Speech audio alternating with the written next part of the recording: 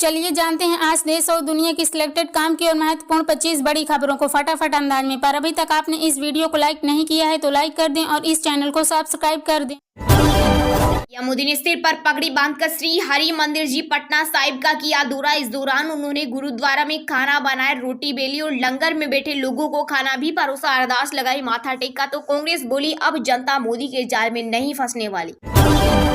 ब्रजभूषण शरण सिंह ने दिखाए बीजेपी को बागी तेवर, कहा मैं सीएम योगी की बुलडोजर नीति का विरोध करता हूं क्योंकि किसी का घर बड़ी मुश्किल से बनता है और उसे गिराने पर बहुत दर्द होता है। हालांकि मैं इस विरोध के कारण पार्टी की नाराजगी भी झेल रहा हूं, लेकिन कोई बात नहीं, मैं इसका विरोध करता रहूंगा। सोने चांदी की कीमत में आई गिरावट। IBJ के अनुसार 10 ग्राम 24 कैरेट सोना 518 रुपए सस्ता होकर 72,490 रुपए पर आया। वहीं चांदी भी 950 रुपए सस्ती होकर 83,265 रुपए प्रति किलोग्राम बिक रही। यूपी राजस्थान समेत देश के ज्यादातर हिस्सों में 16 मई तक भारी बारिश की चेतावनी, साथ ही बिजली गिरने और तेज हवाएं चलने की भी संभावना। इसके अलावा पूर्वी व दक्षिणी भारत में भी बिगड़ेगा मौसम, IMD ने जारी किया अलर्ट। एक सेकंड में 5 HD मूवी डाउनलोड जापान ने पेश किया दुनिया का पहला 6G डिवाइस। वहीं अमेरिका और भारत जैसे देशों ने भी 6G पर काम करना शुरू कर दिया। अभी दुनिया भर में कनेक्टिविटी के लिए 5G सबसे ज्यादा एडवांस है। वहीं ओवरऑल स्पीड मामले में 6G को देखें तो यह 5G की तुलना में 500 गुना तेज है।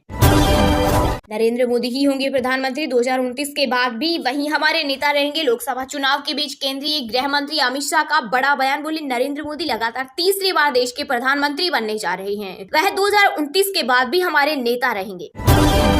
मोदी का तीसरा कार्यकाल होगा विनाशक। वित्त मंत्री निर्मला सीतारमण के पति और प्रसिद्ध अर्थशास्त्री परकला प्रभाकर ने फिर से किया बड़ा दावा, कहा अगर मोदी सरकार एक बार फिर से सत्ता में आती है तो देश में स्वतंत्र तरीके से नहीं होंगे चुनाव।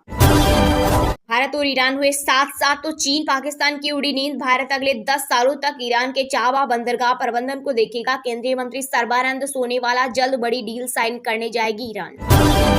उत्तरकाशी जिले के यमुनोत्री धाम में 15 किलोमीटर तक लगा जाम। एक साथ 9,000 से ज्यादा लोगों के पहुंचने से बिगड़े हालत, 7 घंटे बंद रही यात्रा।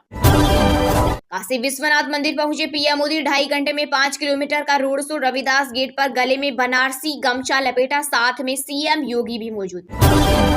राम मंदिर भारत में नहीं बनेगा तो क्या इटली में बनेगा। रायबरेली में राहुल गांधी पर बरसे सीएम योगी, कहा जब इनकी सरकार थी तब कांग्रेस ने कहा था राम तो हुए ही नहीं। कांग्रेस सरकार ने इतना बड़ा झूठ देश के सुप्रीम कोर्ट में बोला।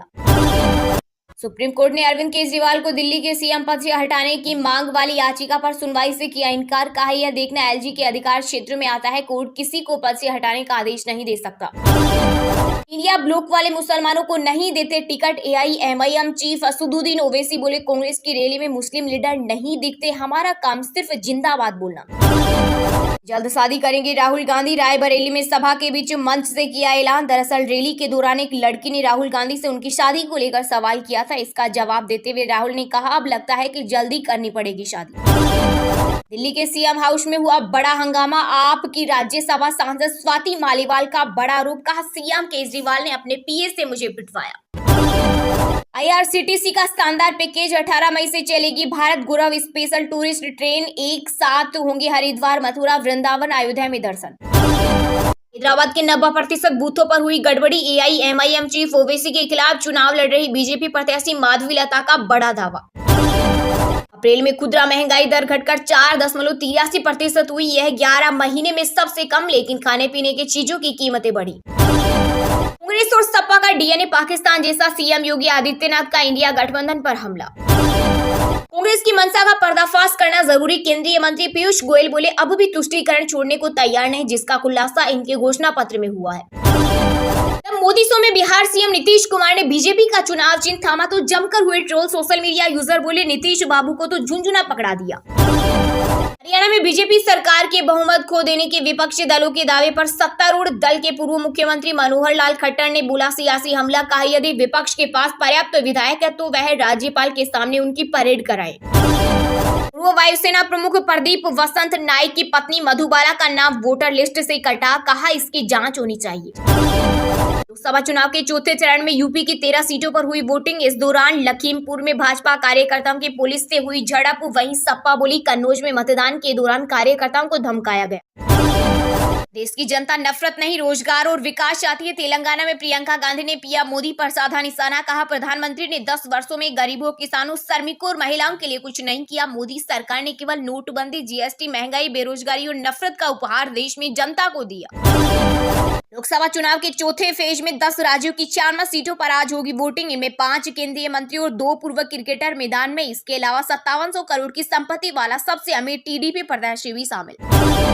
2025 तक जापान को पीछे छोड़ दुनिया की चौथी सबसे बड़ी अर्थव्यवस्था बनेगा भारत। डबल डिजिट में कई सेक्टरों की ग्रोथ रेट। G20 शेरपा और नीति आयोग के पूर्व सीईओ अमिताभ कांत ने किया ऐलान। मोदी के रिटायरमेंट पर अरविंद केजरीवाल ने फिर उठाए सवाल। कहा, मोदी अपने उत्तराधिकारी का नाम बताए या फिर यूं कहे कि उन पर रिटायरमेंट का नियम लागू नहीं होता, ये सिर्फ आडवाणी के लिए बना है। साथ ही कहा, Modi one nation one leader के तहत विपक्ष के सभी नेताओं को जेल भेज रही हैं और अपने नेताओं की राजनीति खत्म कर रही हैं। बिहार में कांग्रेस अध्यक्ष मल्लिकार्जुन खड़गे के हेलीकॉप्टर की ली गई तलाशी पर छिड़ा विवाद। कांग्रेस ने चुनाव आयोग से पूछा, विपक्ष के नेताओं को निशाना बना रहा निर्वाचन आयोग, क्या एनडीए नेताओं के साथ भी ऐसा होता है? वैदिक मंत्रोच्चार के साथ 179 दिन बाद बद्रीनाथ धाम के भी खुले कपाट। 6 महीने से चल रही अखंड ज्योति के दर्शन हुए। इस दौरान 20,000 से ज्यादा श्रद्धालु पहुंचे। वहीं यमुनोत्री में पर्यटकों का ट्रैफिक जाम, हरकत में आई पुलिस। आईपीएल 2024 के प्लेऑफ में पहुंचने वाली पहली टीम बनी केकेआर। मुंबई इंडियंस को हराकर अंतिम 4 का टिकट किया कंफर्म।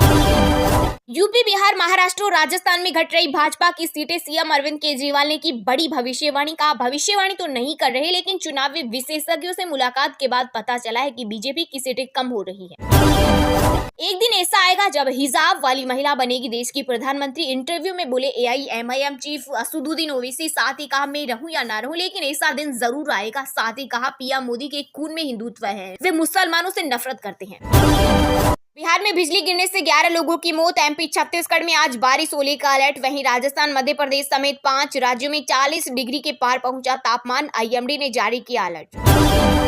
75 साल में रिटायरमेंट होना भाजपा के संविधान में नहीं। केजरीवाल के बयान पर गृह मंत्री अमित शाह ने किया पलटवार। बोले, मोदी जी अपनी तीसरी टर्म पूरी करेंगे और आगे भी देश का नेतृत्व करते रहेंगे। इंडिया ब्लॉक के उम्मीदवारों के लिए चुनाव में प्रचार करेंगे दिल्ली के सीएम अरविंद केजरीवाल। 15 मई को लखनऊ में पहली रैली।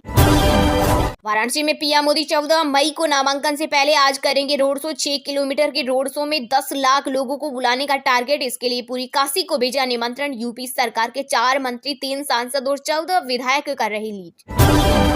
बीजेपी 400 प्लस सीटें जीती तो लव जिहाद करेंगे खत्म। बेगूसराय में बोले असम के सीएम हेमंत बिस्वा शर्मा। कहा, मुसलमानों को भारत में नहीं बल्कि पाकिस्तान में मिलना चाहिए आरक्षण। इसरो चीफ बोले, 10 साल में भारतीय स्पेस सेक्टर 83,000 करोड़ का होगा। 400 कंपनियों को इसरो की टेक्नोलॉजी का फायदा। बिहार के समस्तीपुर, दरभंगा और रक्सौल के रेल यात्रियों के लिए बड़ी खबर। वंदे भारत समेत कई नई ट्रेनों का जल्द होगा परिचालन। फर्जीवाड़ा रेवन्ना मामले में सिद्धारमैया सरकार ने CBI जांच से किया इनकार। SIT पर जताया भरोसा। महिला आयोग की अध्यक्ष और बीजेपी नेताओं के खिलाफ चुनाव आयोग पहुंचे TMC। संदेश खाली समेत कई आरोप के तहत की कार्रवाई की मांग। हरियाणा में बीजेपी को लगा एक और बड़ा झटका। कुरुक्षेत्र से पूर्व सांसद कैलाशो सैनी ने छोड़ी पार्टी। पूर्व मुख्यमंत्री हुड्डा बोले, अल्पमत में नायब